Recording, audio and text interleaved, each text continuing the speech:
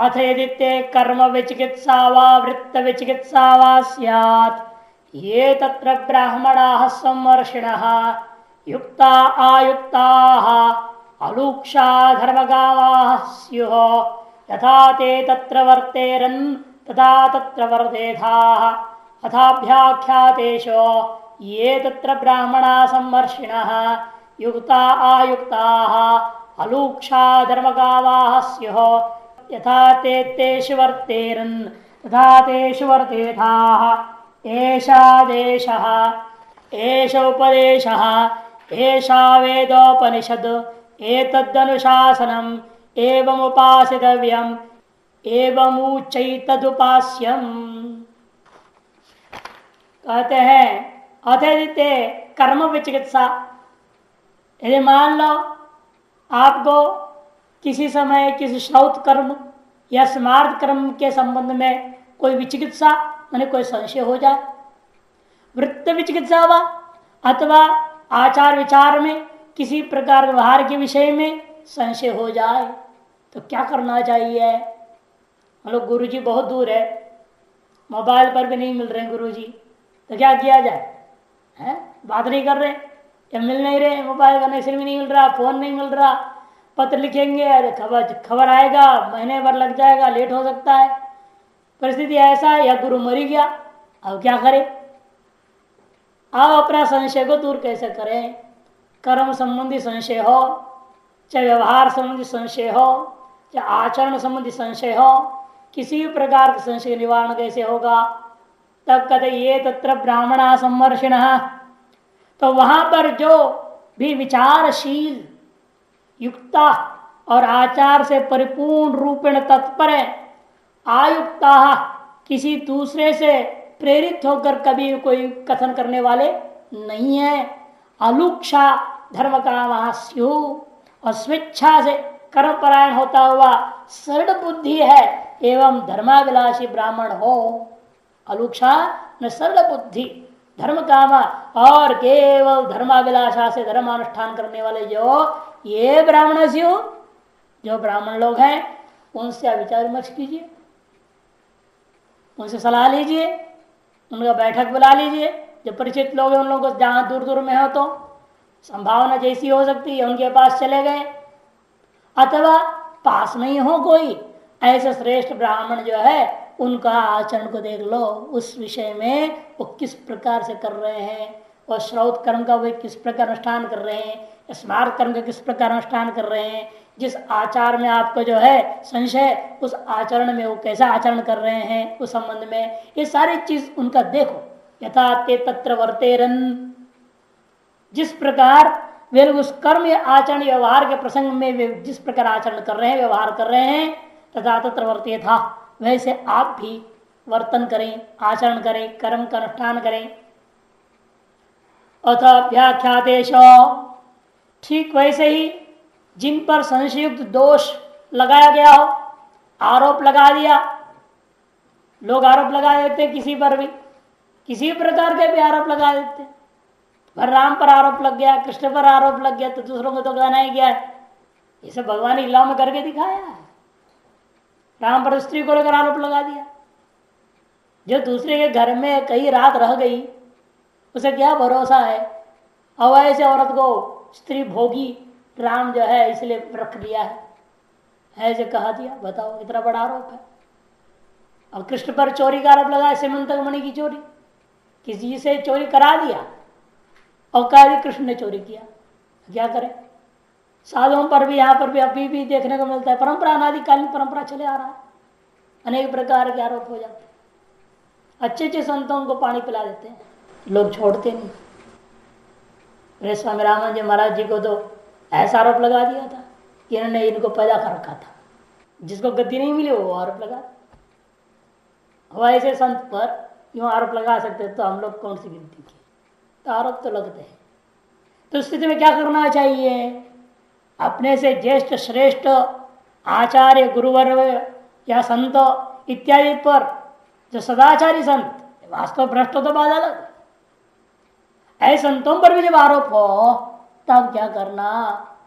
तब कहते हैं ये तत्र ब्राह्मणा सम्मर्षिणा, युक्ता युक्ता लुक्षा धर्म कामास्यो, जो उस समय वहां के क्षेत्र के जो ब्राह्मण लोग हैं, ब्रह्मज्ञानी लोग, ब्रह्मविद्ता लोग, वेदांत आदि के जानने वाले, विचारशील है, कर्म में सर्वदा नियुक्त है, युक्ता और आयुक्ता, दूसरों की प्रेरणा से जबरदस्ती लगे हुए नहीं है, स्वतः ही कर्म परायण है, सरल हृदय वाले हैं और धर्म की कामना से धर्म का अनुष्ठान करने वाले ब्राह्मण लोग जो, तो यथा ते तेषवर्तेरन, वे जैसा व्यवहार करें तो आप भी तथा तेषवर्तेता, वैसे आप भी उसी के उनके ही समान आचरण करें, व्यवहार करें उन लोगों के साथ। ये आदेश, यह विधि है और यही आपके लिए उपदेश भी है। ऐसा वेदोपनिषद, यही वेदों का रहस्य है, यानी वेद का वास्तविक अर्थ है। ये तद अनुशासन, यही ईश्वर का अनुशासन है मनुष्य सामान्य के प्रति। एवं उपासितव्यम, ऐसे ही आपको आचरण करना चाहिए, उपासना करनी चाहिए, व्यवहार कर्म सब चीज। एवं उच्च एतद उपास्यम, इसी प्रकार यह उपासना के लिए आपको अनुपास्यभूता से दूर करके उपास्य में ही लगे रहे, सन्मार्ग में ही लगे रहे, असन्मार्ग से दूर रहे, एतदर्थ यह उपदेश है, समझो। भाष्य, अथ एवं वर्तमान से यदि कदाचित, अथ यदि, अथ मैंने एवं वर्तमान से, जब ऐसा निश्चय हो गया सिद्धांत वेद का, सर्वसामान्य सिद्धांत सकल मनुष्यों के प्रति जो सिद्धांत बता दिया गया, क्रियादियम भ्यादियम समुदायम तक, जब यह निश्चय है, लेकिन यदि, यदि मैंने कदाचित, मान लो कभी, ते मैंने तव, आपको क्या हो गया, श्रौते स्मार्देवा कर्मणि वृत्तेव आचरण लक्षणे विचिकित्सा संशय स्यात्। श्रौत कर्म, स्मार्त कर्म या आचार विचार व्यवहार के संबंध में किसी प्रकार का संशय हो जाए तो क्या करना चाहिए। कति ये तत्र तस्मिन् देशे काले वा, उस देश में उस काल में जो ब्राह्मणा, कैसे ब्राह्मण लोग, कि पैदाइश होने से ब्राह्मण हो गया ऐसा नहीं, जाततः ब्राह्मण केवल नहीं लेना, वर्णतः से ब्राह्मण हो, कर्म से भी ब्राह्मण हो, गुण से भी ब्राह्मण हो, ऐसा, इसलिए सब विशेषण दे रहे। देखो ब्राह्मण आगा कैसे ब्राह्मण होना चाहिए, कहते सबसे पहला विशेषण है तत्र कर्मादयुक्ता यदि व्यवहितेन संबंध कर्तव्य, तत्र युक्ता आयुक्ता, ऐसे उसको जोड़ देना। तत्र ब्राह्मणा समर्शन, ये तत्र ब्राह्मणा समर्शन युक्ता, उसको करना ये तत्र युक्ता ब्राह्मण, आयुक्ता ब्राह्मण, अलुक्षा ब्राह्मण, धर्मकामा ब्राह्मण संवर्षिण स्यु, ऐसे सब ब्राह्मण का विशेषण बना लेना है। कैसे ब्राह्मण है वो, युक्ता, युक्ता मतलब व्यवहित संबंध करके कर्तव्य, संवर्षिण विचार क्षमा, संवर्षण मतलब सबसे पहला है विचार करने की योग्यता वाले, शास्त्रानुसारेण परंपरा के अनुसार सनातन धर्म की संस्कृति और परंपरा के अनुसार विचार विमर्श करने की क्षमता वाला होना चाहिए, क्या उचित क्या अनुचित समझ के निर्णय देने वाले योग्य हो, ऐसा ब्राह्मण। और युक्ता मैंने अभियुक्ता कर्मणि वृत्तिवा, जिस कर्म में आप संशय कर रहे हो उस कर्म को स्वयं करता हो, श्रौत स्मार्त आचार विचार व्यवहार वो स्वयं में पालन कर रहा होगा तो अवश्य जानता रहेगा ना, जब पालन करता है तो उसको अच्छे से जानकारी होगी उसकी, तो आपको सही सही मार्गदर्शन दे सकता है। जब स्वयं आचरण में नहीं है वो अगले को क्या मार्गदर्शन करेगा। आयुक्ता अपर प्रयुक्ता, दूसरों से प्रयुक्त होकर के प्रेरित होकर के वे कार्य नहीं करते हैं। न पर प्रयुक्ता इति अपर प्रयुक्ता, अपर का मतलब क्या, न पर प्रयुक्त, ऐसा अर्थ कर लेना उसको। न परिधि अपर, दूसरों से प्रेरित होकर कर्म या श्रौत कर्म स्मार्त कर्म आचार विचार व्यवहार करने वाला नहीं है, दबाव में रहने वाला नहीं। कहने का मतलब दूसरों के दबाव में किसी प्रकार का भी कार्य करने वाला नहीं है। अलुक्षा अरुक्षा अक्रूर मतया, और कैसा है, सरल बुद्धि है, अर्थात क्रूर बुद्धि, सूखा रूखा सूखा क्रूर बुद्धि उसकी नहीं है, उन्हें सरल बुद्धि है। धर्म कामा और अदृष्टार्थिनो अकामहता भवयो, अदृष्ट को चाहने वाला, अदृष्ट को चाहने वाला होने से काम से हत नहीं है।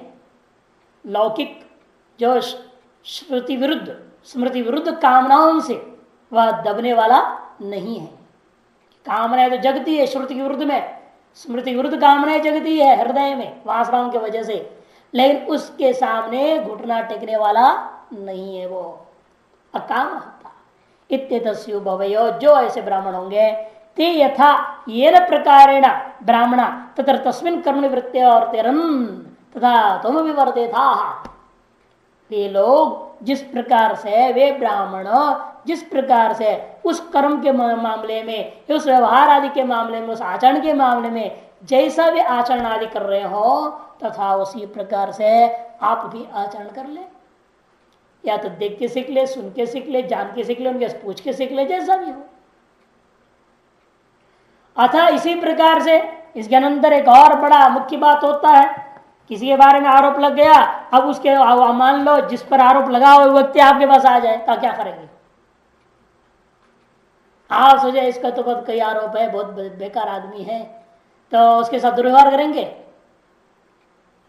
भले वो आपसे ज्येष्ठ है, श्रेष्ठ है, सब कुछ है, लेकिन आरोप उनके बारे में आपने सुन रखा है, तो क्या उनके साथ किसी प्रकार का दुर्व्यवहार करना चाहिए या नहीं करना चाहिए? ऐसे संदर्भ में क्या करना है, उनके साथ अन्य जो श्रेष्ठ पुरुष लोग किस प्रकार व्यवहार करते हो वैसे आपको भी करना चाहिए। क्योंकि आरोप सच्चे या झूठ है हमें क्या मालूम, सुनने को बहुत सारी बात सुनने को मिल जाता है, बोलने वाले बक बक करते हैं बहुत सारे। तो इसलिए कहते हैं कि भाई ये आपको समझना पड़ेगा कि वो आरोप झूठ या सच है, उसका पीछे हमें ज्यादा दिमाग लगाने की जरूरत नहीं, किंतु हमें करना क्या है, अन्य लोग उनके साथ किस प्रकार व्यवहार कर रहे हैं, समाज के श्रेष्ठ ज्येष्ठ लोग, अन्य जो लोग हैं समाज के अंदर ज्येष्ठ श्रेष्ठ लोग, वे लोग उस आरोपी ज्येष्ठ श्रेष्ठ के साथ किस प्रकार से व्यवहार कर रहे हैं देख करके उसके अनुसार आपको व्यवहार करना चाहिए। इस पर बोल रहा था, अभ्याख्यातेषु अभ्युक्ता दोषेन संधीयमानेन संयोजिताः केनचित्, किसी के द्वारा संदेह के वजह से ही केवल दोष के द्वारा संयुक्त कर दिया गया है।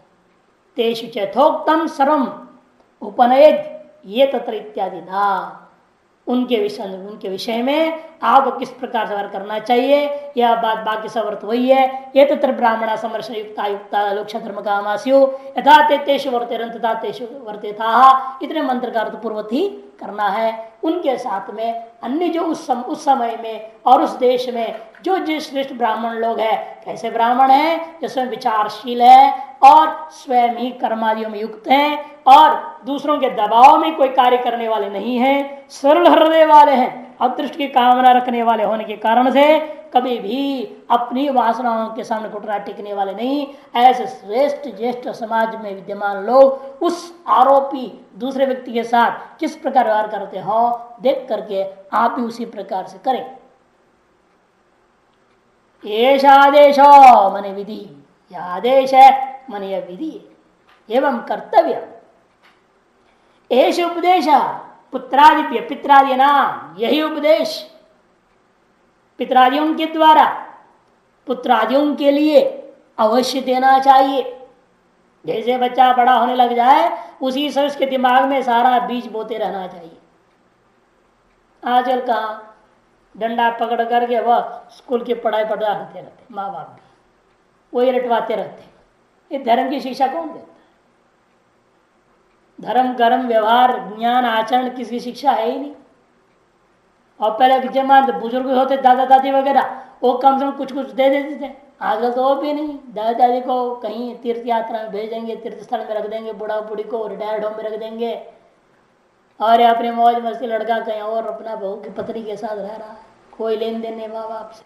दादा दादी कहाँ से, जब माँ बाप को ही दूर कर देते तो दादा दादी से कहाँ संस्कार मिलना। आज के इसलिए सारे बच्चे टपटांगी होते, संस्कार विहीन लोग होने लग गए। नई पीढ़ी तो बिल्कुल बेकार होते जा रहे हैं। अविदेश सुधर रहे हैं वो लोग और उनकी नकल करते बिगड़ते जा रहे हैं।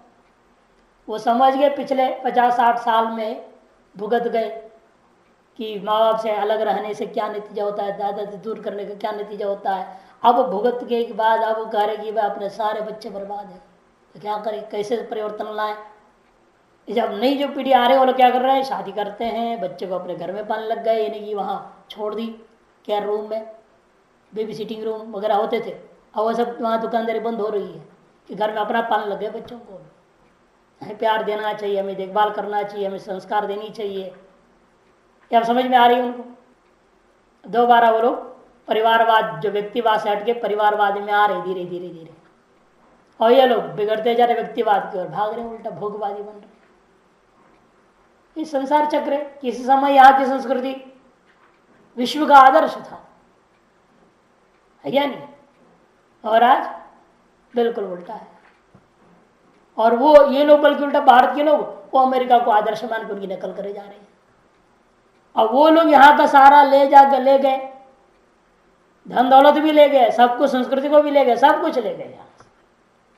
ये आदर्श था एक समय में, और उनको बर्बाद करके गए। लेकिन ले गए तो ठीक था, लेकिन बर्बाद करके ले गए, गड़बड़ कर। तो इसीलिए कहते पिताजी का एक कर्तव्य है वो पुत्रादियों के लिए उपदेश दें। ऐसा वेदोपनिषद, वेद रहस्य, वेदार्थ, यही वेद का रहस्य है, वेद का अर्थ है, निचोड़ है।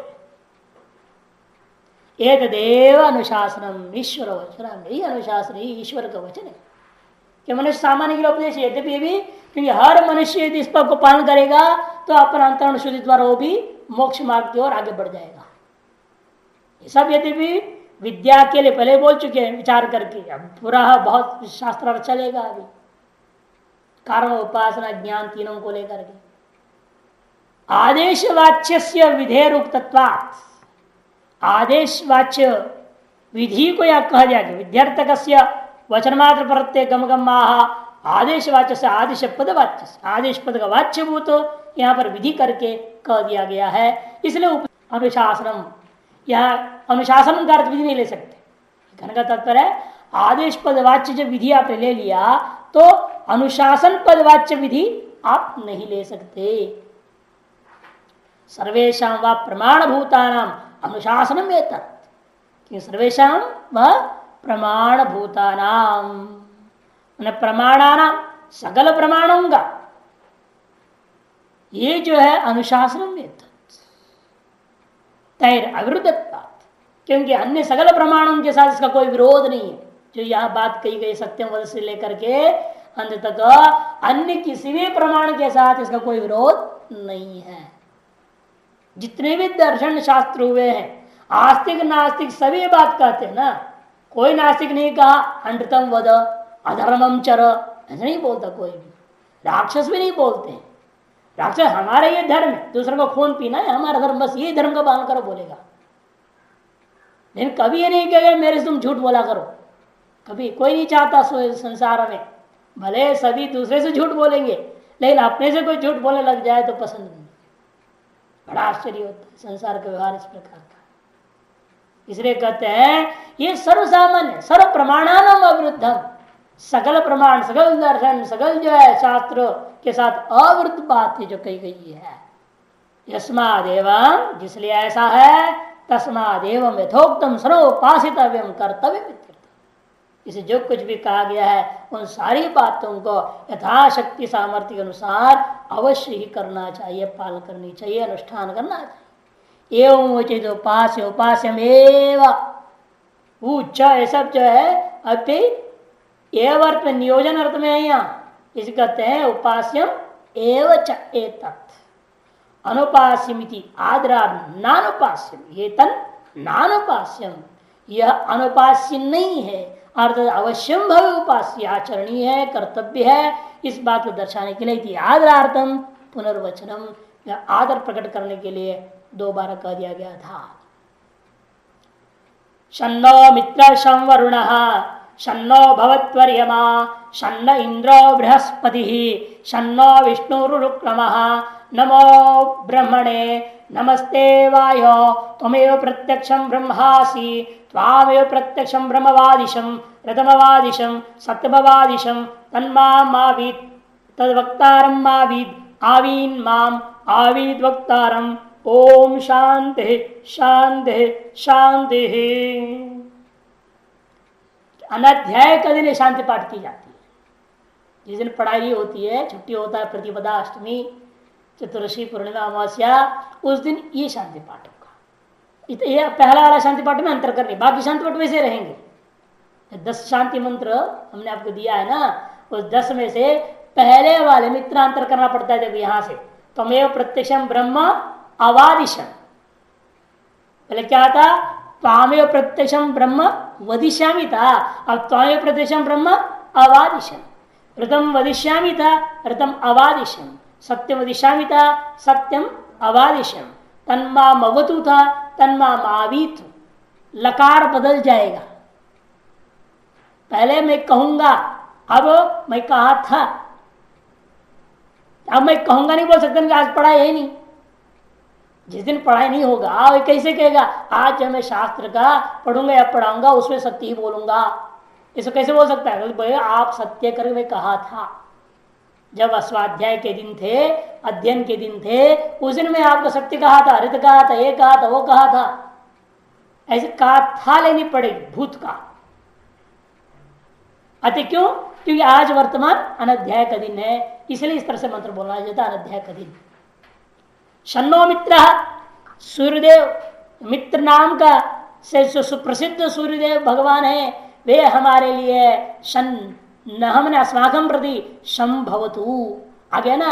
शन्नो भवत परिमा, भवतु को सब जगह जोड़ना है। मित्र न मैंने अस्माकम प्रति शम मैंने सुख प्रदायको भवतु। इस वरुण वरुण देवता हमारे प्रति, न को भी जोड़ देंगे, हमारे प्रति क्या हो? शम मने सुख प्रदायक होवे, कल्याण प्रदायक होवे। शन्नो बहुत अर्यमा, और अर्यमा जो पितृदेवता विशेष है वे भी हमारे लिए सुख देने वाले होवे। शन्न इंद्रो बृहस्पति, इंद्र और बृहस्पति देवताओं के गुरु, वे दोनों ही हमारे लिए शांति प्रदायक होवे, सुख प्रदायक होवे, कल्याण प्रदायक होवे। शन्नो विष्णु उरुक्रम, उरुक्रम उरु मन विस्तृत है, क्रम मन पैर वाला, विस्तृत पाद वाला। ऐसा जो विष्णु भगवान त्रिविक्रम भगवान, वे जो है हमारे लिए कल्याण प्रदान करने वाले होवे। नमो ब्रह्मणे नमस्ते वायो, हे वायो ते मन तुभ्यम ब्रह्मणे नमो नमः। नमस्ते कोई क्रियापद नहीं है, ये धते बनता है ना, ऐसे नमस्ते क्रियापद नहीं समझना। नम अलग है अवेग, और ते अलग है। ते कर तुभ्यम, तुभ्यम को त्यादेश हो गया, ते में है ना, ते में आदेश होता है ना, ते क्वेश्चन में वो तुभ्यम को त्यादेश हुआ। हे वायो ते मने तुभ्यम, कौन है आप ब्रह्म है, ब्रह्मणे चतुर्थी है ना, इसलिए ते मने तुभ्यम ब्रह्मणे नमो नमः, दोनों नमो जोड़ दो, नमो नमः बारंबार नमस्कार है। त्वमेव प्रत्यक्षम ब्रह्मासि, क्यों? क्योंकि हे वायु देवता आप ये साक्षात ब्रह्म है, आप ही साक्षात ब्रह्म है। क्योंकि आप है तो शरीर जिंदा है तो ब्रह्म जिंदा माना जाएगा, है ना। मैं जिंदा हूं तब तो सब कुछ ठीक है, नहीं तो कहा ठीक है। इस दृष्टिकोण से कहा जा रहा है त्वमेव प्रत्यक्षम ब्रह्मासि, प्राण को दृष्टिकोण से वायु को संबोधन करते हुए कह दिया, क्योंकि आप ही प्रत्यक्ष ब्रह्म है। वायु प्रत्यक्षम ब्रह्मवादिशम, आपको ही हमने प्रत्यक्ष ब्रह्म कहा था, और ऋतमवादिशम आपको मैंने ऋत कहा है, और आपको ही मैंने सत्य कहा है, इसलिए आप मेरी रक्षा किए थे। तद वक्तारम आवीत, और आप ब्रह्म जो है मेरे वक्ता की रक्षा किए थे। आवीन माम, इसलिए आप भी मेरी रक्षा कीजिए, और मेरे वक्ता का भी रक्षा कीजिए। मेरी रक्षा की है आपने, और वक्ता की भी रक्षा की है पहले जैसे, वैसे इस अनाध्याय का दिन भी आप करें, ये भावना से शिष्य प्रार्थना कर रहा है। अतीत विद्या प्राप्ति उपसर्ग शमनार्थम शांति पठती। देखो अतीत जो पढ़ा हुआ अभी जो जितनी विद्याएं हैं उनकी प्राप्ति में जो उपसर्ग है, जो विघ्न है, जो व्यवधान है, उनके उपशम के लिए यह शांति पाठ किया जाता है। चलो मित्र इत्यादि व्याख्यात में पूर्व में व्याख्यान कर चुके हैं, इसे यहां नहीं किया जा रहा है। कहते हैं अत्रैत चिंतित है, यह शिक्षा अध्याय समाप्त हो गया। समाप्त होने के बाद अब इस अध्याय पर हमें विचार करना पड़ेगा। जो कुछ भी यहाँ कहा गया है, विद्याएं बताई गई है, उपासनाएं, क्या इनसे मोक्ष हो जाएगा? या जो कर्म बीच बता दिया था उन कर्म से मोक्ष हो जाएगा, या ब्रह्म ज्ञान से मोक्ष होता है? विद्या कर्म और विवेकार्थम क्यों चिंतन करना पड़ेगा? ये तो चिंतित है। विद्या और कर्म का विवेक करने के लिए ये तो चिंतित है। विद्या और कर्म का फलतः फर्क समझने के लिए, अलग अलग करके उसको स्पष्ट करने के लिए यह विचार आरंभ किया जाता है। इसका मतलब क्या? अभी कुछ गड़बड़ी है, संशय है क्या विचार में? कहते हाँ बिल्कुल, क्यों नहीं संशय है। कोई कुछ कह रहा है ना, किम कर्मभ्य केवलेभ्यो परम श्रेय उत विद्या से विपेक्षेभ्य औस्विद्या कर्मभ्याम संहदाभ्याम विद्याया वा कर्म अपेक्षाया उत केवलाया एव विद्याया इति। केवल कर्म से मोक्ष होता है या कर्म से उपासना भी लेना? कर्म और उपासना ही से केवल मोक्ष होता है। केवलेभ्य कर्मभ्य परम श्रेय उत अथवा विद्या सविपेक्षेभ्य, दूसरा पक्ष विद्या गौण माने ब्रह्म ज्ञान गौण, वेदांत गौण मुख्य कर्म, वेदांत ज्ञान की सहायता से कर्म मोक्ष दे देगा, ऐसा माना जाए। अथवा तीसरा वेदांत गौण कर्म मुख्य नहीं, दोनों बराबर सह समुच्चय, विद्या कर्मभ्याम सहताभ्याम, विद्या और कर्म दोनों मिली भगत सम प्रदान भाव से सह समुच्चय करता हुआ मोक्ष को देंगे। अथ विद्याया व कर्मापेक्षाया, अथ कर्मापेक्षा कर्मोपसर्जन, कर्म गौण ब्रह्म ज्ञान मुख्य, ये तीसरा पक्ष। और अंत में अथ केवल ब्रह्म ज्ञान से मोक्ष होता है।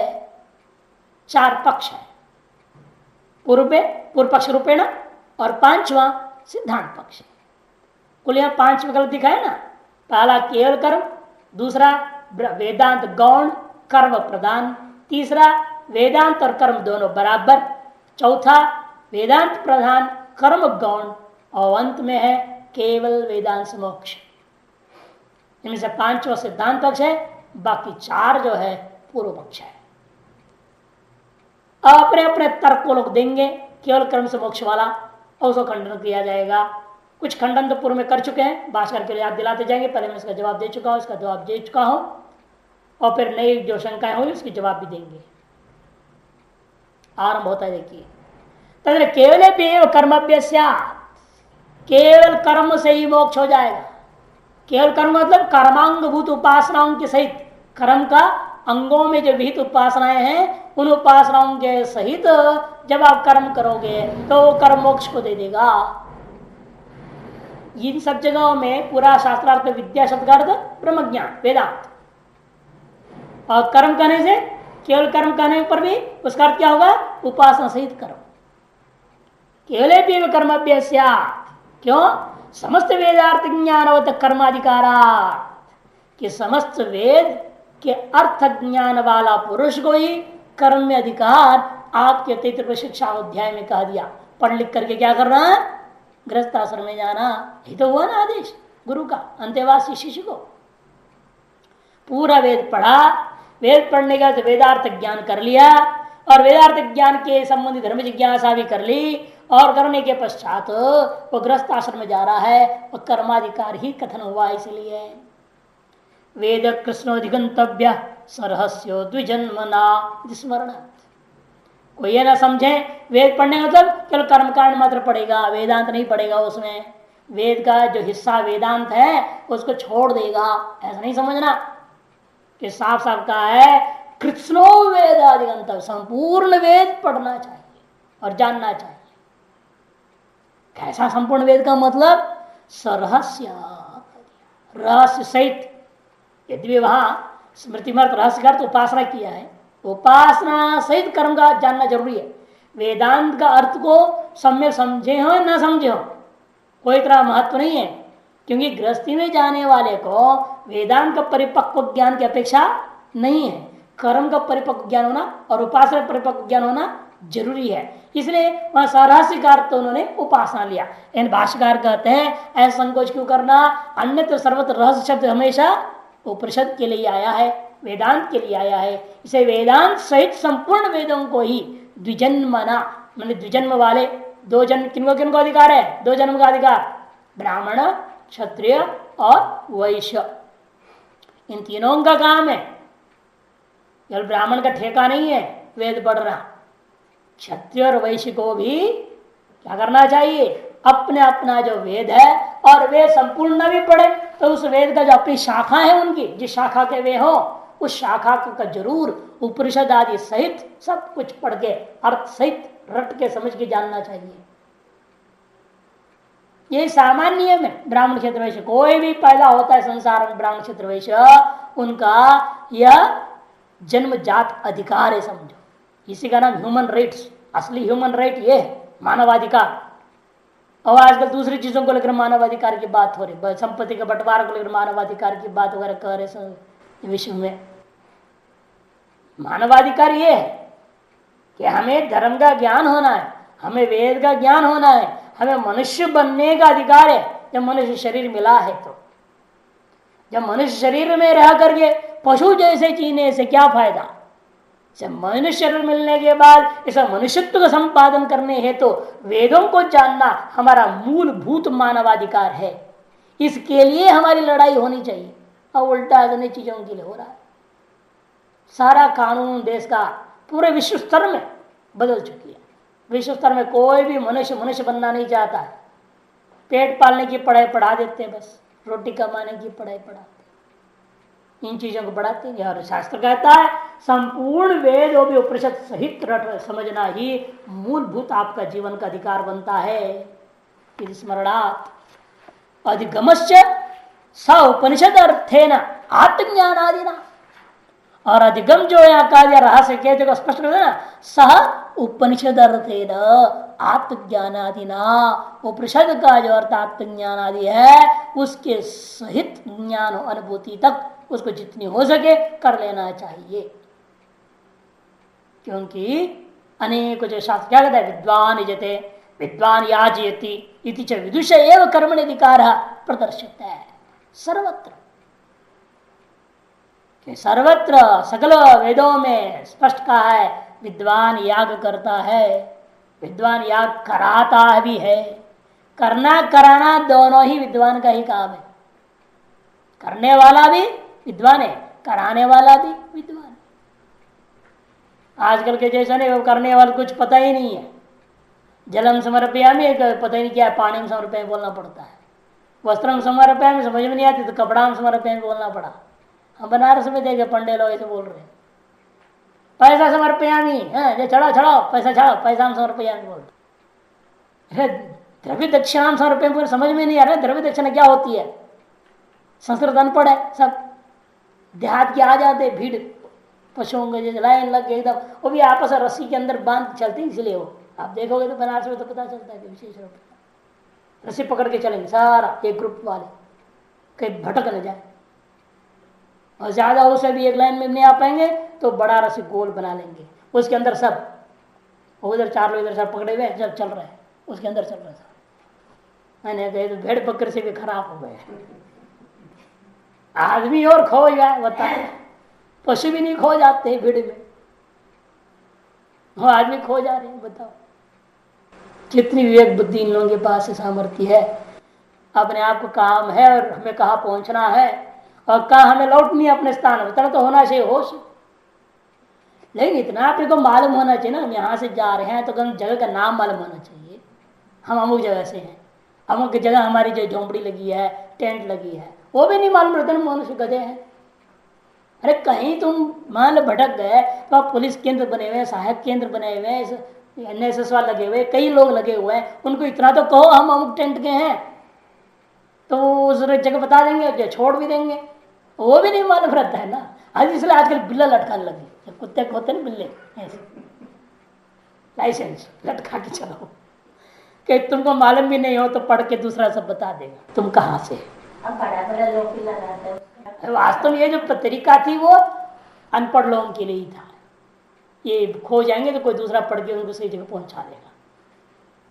तो विद्वान यजते विद्वान याजति च विदुष एव कर्मण अधिकार प्रदर्शित सर्वत्र। विद्वान का ही जो है अधिकार कर्म में है, यह सभी जगह बताया गया है। ज्ञाता च अनुष्ठानम इति च, जान करके ही सब कुछ अनुष्ठान करना चाहिए, ये भी कहा है। कृष्णश्च वेद कर्मार्थ इति ही मन्यन्ते केचित्, इसीलिए संपूर्ण वेद कर्म के लिए ऐसा कुछ लोगों का मान्यता है। क्योंकि यदि कर्मभ्यश्चेत् परम श्रेयो न वाप्यत तर्हि वेदो अनर्थक स्यात्। यदि कर्म से परम श्रेय की प्राप्ति नहीं होती है फिर तो वेद ही व्यर्थ है समझो, इति चेत नो। अब यह सिद्धांत जवाब देगा। यद्यपि आप चांदोग्य उपनिषद में देखेंगे विद्वान ही या करना चाहिए, कुछ जरूरी नहीं है। अविद्वान क्या कर रहे थे वहां पर, कर्मकांड हो रहा था, मंत्र रटे थे, उन्हें मंत्र का अर्थ भी सही मालूम नहीं था, उपासना उस मंत्र का कौन देव होता है ये भी मालूम नहीं। प्रतिहार में प्रस्ताव में वो उद्गाता को भी मालूम नहीं था उद्गान के देवता कौन है, वहां देवताओं का ज्ञान ही नहीं था, कर्म चल रहा था। जब उशस्ती चाक्रायण वहां पहुंचे उन्होंने देखा क्या कर्म हो रहा है, कैसा ऐसा हो रहा है। वेद में ही कथा है छांदोग्य उपनिषद में। तो आजकल तो ऐसे भी देखने को मंत्र भी नहीं आता, ऐसे भी लोग पूजा पाठ करा रहे हैं। चौपाइयों को बोल बोल कर गए, हवन हो रहा है, चौपाइयों से शादियां हो रही है, चौपाइयों से सारा कर्मकांड हो रहा है। वही वेद बराबर मान लिया लोगों ने, और कुछ भी हो एक चीज पाठ कर देते हैं, अपने ग्रंथ का पाठ कर लेते हैं। ये ग्रंथ को मानते उसी को पाठ कर। सिखों में क्या होता है, चाहे मरो, चाहे शादी हो, चाहे बच्चा पैदा, जो कुछ भी हो, गुरु ग्रंथ साहब का पाठ करो। कबीरा ने विजय का पाठ करते, चाहे कुछ भी हो। हर संप्रदाय में स्थिति आ गई है, वो ग्रंथ मान लिए, वो ग्रंथ का पाठ कर देते हैं। वेद से मतलब नहीं, कोई अलग विधियों से मतलब नहीं, कौन सा कर्म में कौन सा मंत्र प्रयोग होना चाहिए, कोई लेन देन नहीं। यद्यपि ऐसा लोक में देखने को मिलता है, लेकिन वास्तविकता यह है वेद को संपूर्ण रूप में जान करके वेद में जिस कर्म का जैसा विधि विधान बताया वैसे अनुसार करने से ही मोक्ष होता है, ऐसा कुछ लोगों का मानना है। तब सिद्धांत के पीछे न नित्यत्वात् मोक्ष से, भाई मोक्ष नित्य है और कर्म से जो जन्य होगा तो अनित्य होगा ना। अरे कर्म से मोक्ष कैसे हो सकता है, केवल कर्म तो मोक्ष दे नहीं सकता। नित्यो ही मोक्ष ईशत, और सारा संसार में हर व्यक्ति जिससे भी पूछो मोक्ष, कैसा मोक्ष चाहता है, टेम्पोररी तात्कालिक, अनित्य मोक्ष कोई नहीं चाहता। सभी लोग नित्य मोक्ष को ही चाहते हैं। कर्म कार्यस्य च अनित्यत्वं प्रसिद्धम लोके, और लोक में ही प्रसिद्ध है इस दुनिया में क्या, कर्म का जो कार्य है वह अनित्य होता है। क्या लोक में प्रसिद्ध है कर्म का कार्य, उन्हें कर्म अब क्या कर रहे हैं, खेती कर रहे हैं। और खेती कितना देर तक टिकती है, फसल काट दिया खत्म हो गई, फिर बनाओ फिर बनाओ फिर बनाओ, जिंदगी भर बोते रहो, जिंदगी भर काटते रहो, ये कर्म है। दाढ़ी बना ये भी कर्म है, दाढ़ी बनाना। अब एक बार बना लिया हो गया क्या, अब 12 बार बनाते रहो, जिंदगी भर बनाते रहते हैं, ट्रिमिंग कराते रहना पड़ता है ना। कर्म का कार्य हमेशा नित्य होता है। खाना खाया ये भी एक कर्म है, ये भी अनित्य। एक बार खाना खाए जो जिंदगी भर के लिए कहानी खत्म हो, नहीं, सवेरे शाम दोपहर चाय, सवेरे चाय, नाश्ता, रोटी, भोजन सब चाहिए। यानी कोई भी कर्म लो, चाहे लौकिक, चाहे व्यावहारिक, शारीरिक, कायिक, वाचिक, मानसिक, सारी चीजें कैसी हैं, वे अनित्य होते हैं। यही लोक में प्रसिद्ध है। कर्मभ्यश्चेत् श्रेयो अनित्यम स्यात् तच्चनिष्टम, और कर्म से यदि आप मोक्ष कहते हो और वह मोक्ष अनित्य भी है, फिर तो वह कोई चाहेगा ही नहीं, वह अनिष्ट हो जाएगा। इस श्रुति प्रमाण है तयथे कर्मचितो लोक क्षीयते इति न्यायानुगृहीत श्रुति विरोधा। तयथा कर्मचितो लोक क्षीयते तथा अमूत्र पुण्यचितो लोक क्षीयते कहा ना छांदोग्य उपनिषद 8:1-6। जिस प्रकार से यहाँ कर्म चित्र आप कर्म के जो है अनुष्ठान करें, कर्म को करके जो प्राप्त किया था फल, वह फल क्षय होता हो। आप यहाँ जैसे देख रहे हो वैसे कर्म पा करके जो यहाँ से ऊपर गया स्वर्ग, वहां जो फल पाओगे वह फल भी नाश होगा। ऐसा लौकिक न्याय से अनुग्रहित समर्थित युक्त जो है श्रुति भी स्पष्ट कहती है। उसके विरुद्ध में आप कह रहे हो कर्म से मोक्ष होता है। काम प्रसिद्ध और अनारंभाद आरब्ध से कर्म उपभोगेन क्षयात् नित्य अनुष्ठानाच्च प्रत्यनुत्पत्तेर ज्ञान निरपेक्ष मोक्ष चेत तच्चन्न। पहले एक बार विचार हो चुकी है जो वो दोबारा कुशलोत्पादन न्याय बताया था ना। कुशलोत्पादन न्याय आज की भाषा में ड्रम न्याय बताया था। ड्रम न्याय, ड्रम नहीं याद रहता है, कुशलोत्पादन नहीं याद नहीं रहता है। कुशलोत्पादन पता नहीं क्या बोल रहे नहीं बात। अरे भाई पहले कई बार बता चुका हूं, वही ड्रम न्याय है ना। ऊपर से भर दिया 5 क्विंटल, नीचे निकालते रहो, नया मत भरो तो क्या होगा, एक दिन खाली। उसी प्रकार से करें, काम या प्रसिद्ध कर्मों को हम नहीं करेंगे, नया कर्म हम भर नहीं रहे हैं।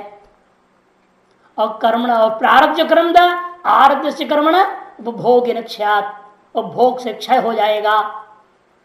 और नित्यों का निरंतर अनुष्ठान कर रहा हूं, इसके से प्रत्येक उत्पत्ति नहीं होगी, तो ज्ञान निरपेक्ष कर्म से इसलिए मोक्ष हो जाएगा। इति चेत तच्छन्न, यह नहीं हो सकता। पहले ही बोल चुके हम, शेष कर्म संभवा, संपूर्ण कर्म का क्षय का कोई गारंटी नहीं हो सकता। कर्म शेष जरूर रहता है, क्योंकि प्रारब्ध कर्म को भी पता नहीं ना। इस शरीर के लिए आरंभ किया हुआ कर्म ही प्रारब्ध कर्म है, आगे के लिए कोई प्रारब्ध कर्म इतना ही हुआ नहीं है। ये कैसे आप निर्णय ले लोगे?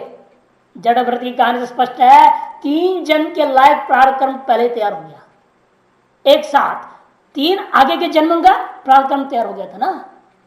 इस वक्त ये नहीं है कि जब भी प्रारब्ध कर्म तय होता है तो एक जन्म का एक प्रारब्ध होता है, ऐसा कोई गारंटी तो है। अनेक जन्मों का प्रारब्ध एक साथ तय हो जाता है। इसे क़यामत में शरीर का प्रारब्ध के साथ तो है प्रारब्ध कर्म समाप्त हो जाएगा, ये तो निश्चय नहीं कर सकते आप। इतना ही नहीं, संचित कर्म में भी कितना है कौन जानता है। इसे आप जिंदगी भर जो नित्य नियमित कर्म किया है, इसी से संचित सकल कर्म नष्ट हो जाएगा, ये आप कैसे कह सकते हो? एक बात, निमित्त तन्निमित्त शरीरांतर उत्पत्ति, इसे कर्म शेष होने के नाते वो शिष्ट अवशिष्ट जो कर्मों का वजह से निमित्त से शरीरांतर की उत्पत्ति अवश्य होगी। इति प्रत्युक्त में पहले हमने यह जवाब देकर आपके सिद्धांत का खंडन कर चुका हूं। इतना ही नहीं, कर्म शेष नित्यानुष्ठान विरोधा, एक और बात मैंने पहले कह दिया तो याद दिला रहा हूं। ये जो नित्य नैमित्त कर्म कर रहे हो, ये संचित कर्म में विद्यमान पापों को भले नाश भी कर देगा, लेकिन पुण्यों को कैसे नाश करेगा वो? क्योंकि पुण्यों का पाप के साथ विरोध है ना, पुण्य का पुण्य के साथ विरोध होगा क्या? नहीं हो सकता। अतः ये जो नित्य और नैमित्त कर्म क्या आप कर रहे हो, ये पुण्य कर्म है ना।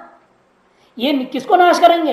यदि नाश मानते भी हो इनके द्वारा, किनका नाश करेंगे? ये संचित कर्मांतरवृत्ति दो दुरित है, पाप है, वो नष्ट होगा। लेकिन संचित में विद्यमान जो पुण्य है उनको कौन नष्ट करेगा? उनको कोई नाश कर नहीं सकता। नित्यानुष्ठान अविरोधात, इसलिए नित्यों का अनुष्ठान करने से कर्मशेष जो पुण्य कर्म है उनके साथ कोई विरोध ही नहीं है। इसे क्षय अनुपत्ति, क्षय की उत्पत्ति हो नहीं सकती, यह भी हम पहले समझा चुके हैं।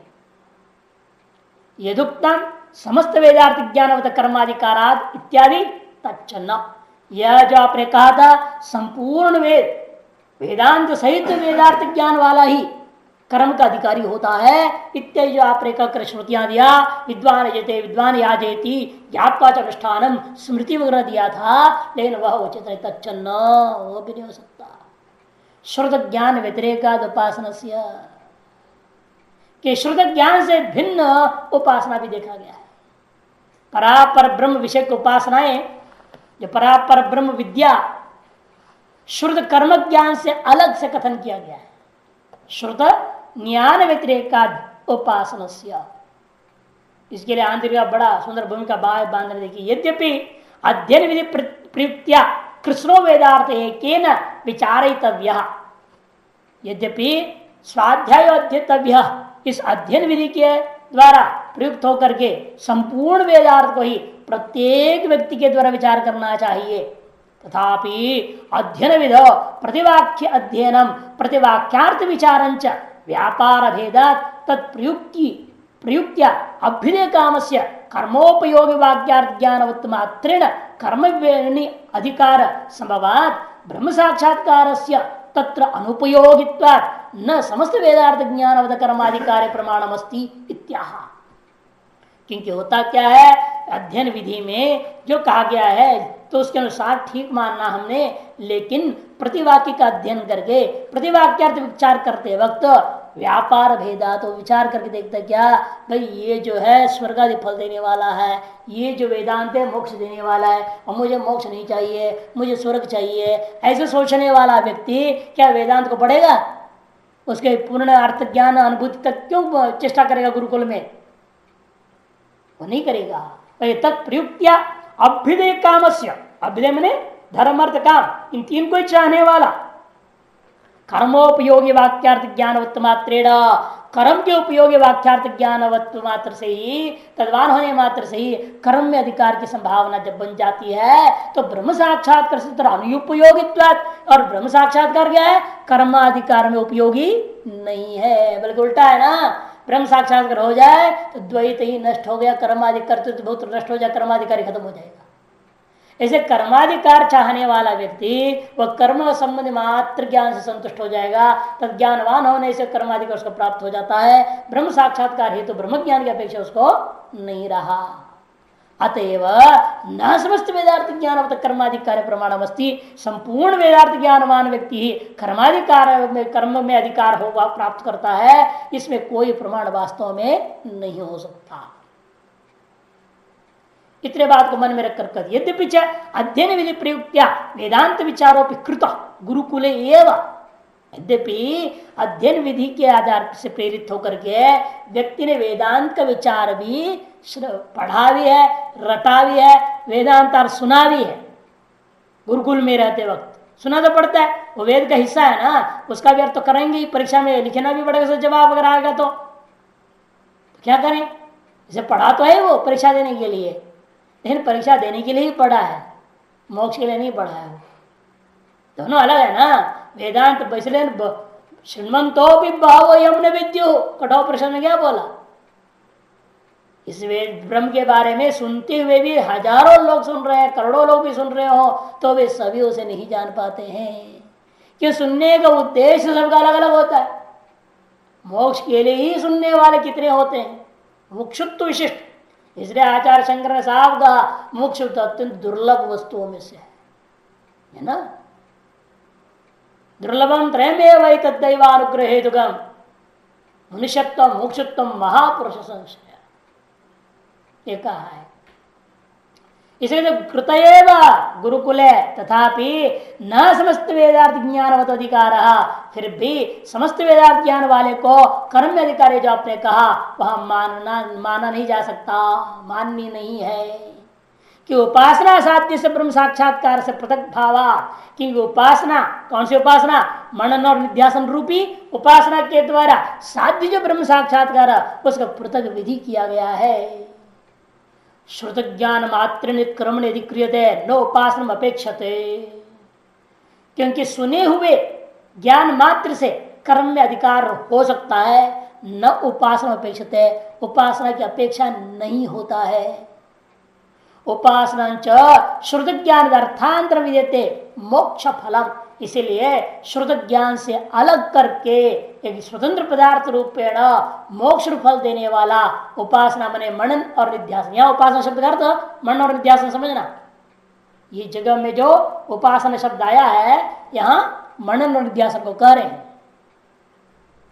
आगे स्पष्ट है अर्थांतर प्रसिद्ध, वह श्रुत ज्ञान से अर्थांतर जो उपासना वह प्रसिद्ध है। कहाँ प्रसिद्ध है? देखो मंत्र बता रहे, श्रोतव्युक्त्वा तद व्यतिरेकेण मंतव्य निध्यासितव्यति यत्नांतर विधान, कि श्रोतव्य ऐसे कहकर चुप हो जाते, श्रवण कर लिया उससे अर्थ ज्ञान तो हो ही जाता है। अर्थ ज्ञान परंतु श्रवण करना नियम बना दिया। स्वाध्याय अध्ययन का अर्थ क्या है? वेद को शब्द रटने से काम नहीं चलेगा। शब्द श्रवण के अनंतर रट के उसको सीधा प्रयोग करना नहीं है, अर्थ ज्ञान पर्यंत मनन करना। इसी का नाम अथा तो धर्म जिज्ञासा में वर्णन किया। इसका स्वाध्याय कभी निर्णय दिया है।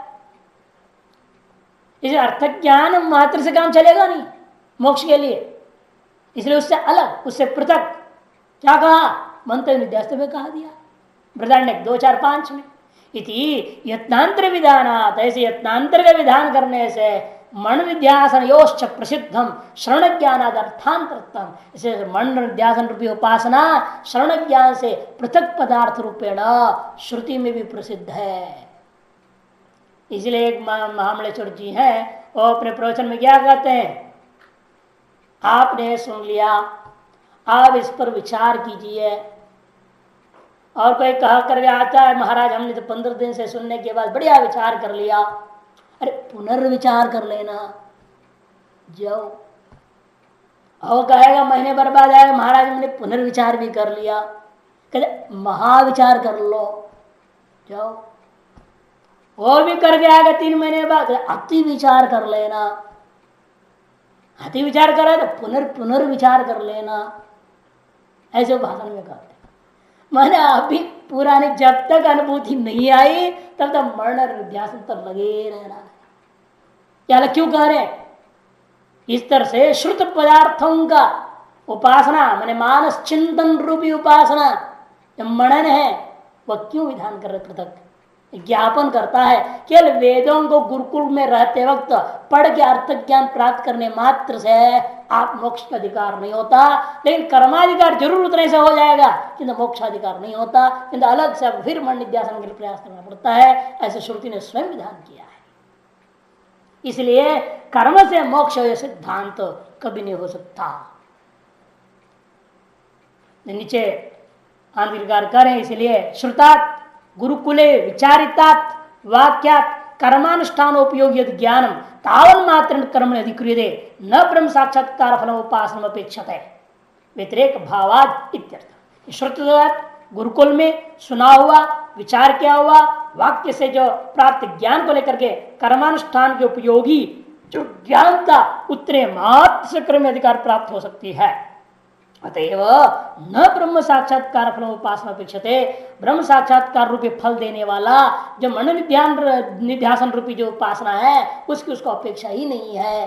क्योंकि पृथक भाव व्यतिरेक भाव में पृथक उपदेश हुआ, पृथक उसका आदेश है, उसके लिए अलग करने दिया गया है।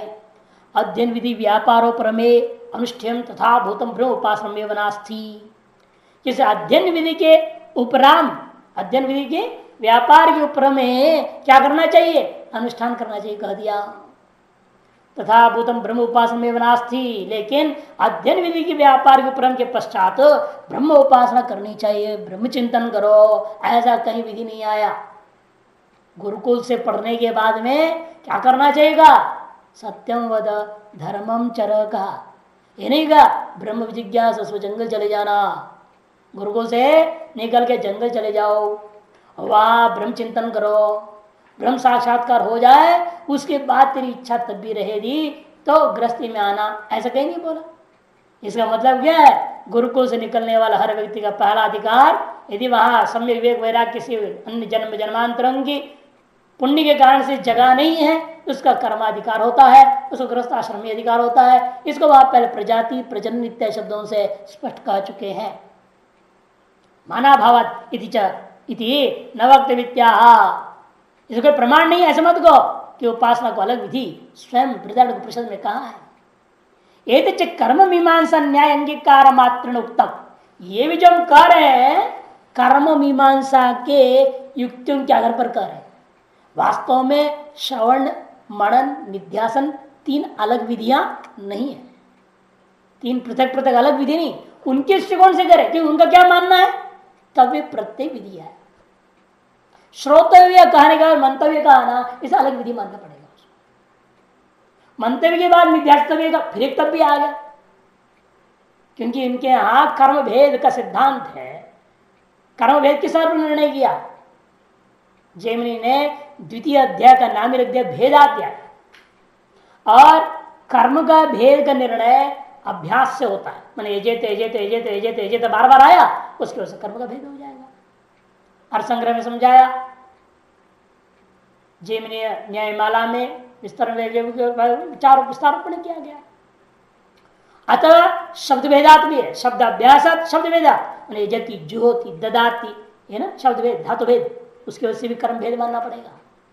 संज्ञा भेद हो गया तो भी अथ अथ अथ अथ अथ बार बार प्रयोग, अथ ज्योति, अथ स्वयं ज्योति, अथ विश्व ज्योति, अलग अलग कर्म माना उसको। संख्या त्रि शब्द आ गया, उसकी वजह से 3 अलग अलग कर्म मानो।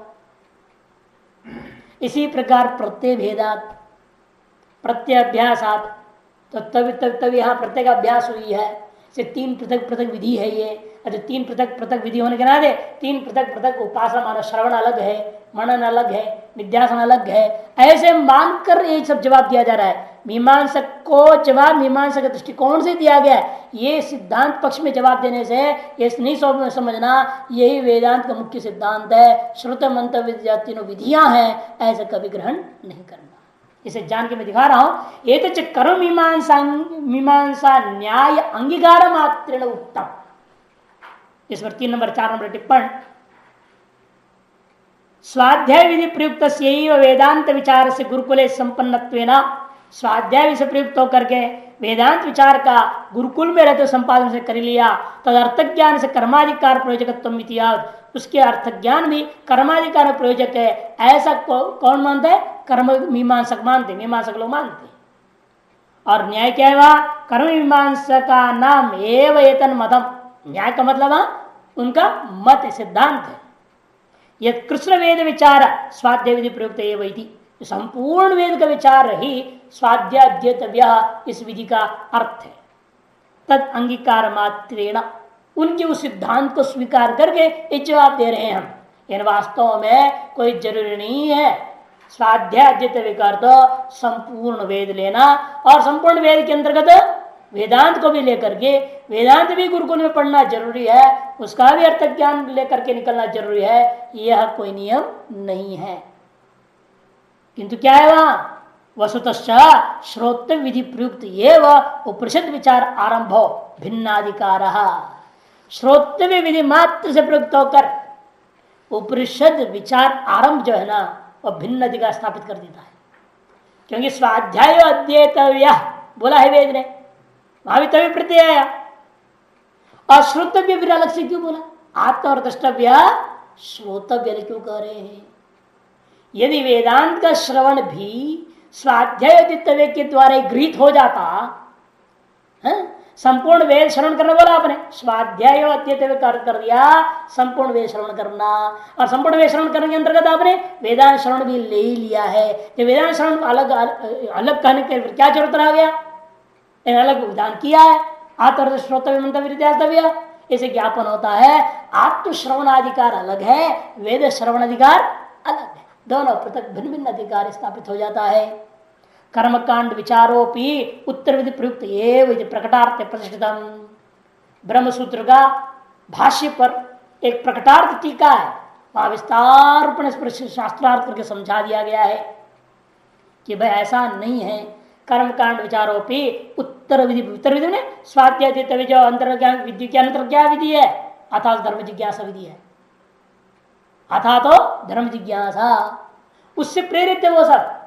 इसे ब्रह्म जिज्ञासा वह है ही नहीं, धर्म जिज्ञासा ब्रह्म भिन्न विषय है। पहले बोल चुके फल जिज्ञास भेदाच, ब्रह्म सूत्र में विचार आया था ना, फल भेद और जिज्ञास भेद भी है, अतएव इन दोनों को आप परस्पर मिला नहीं सकते।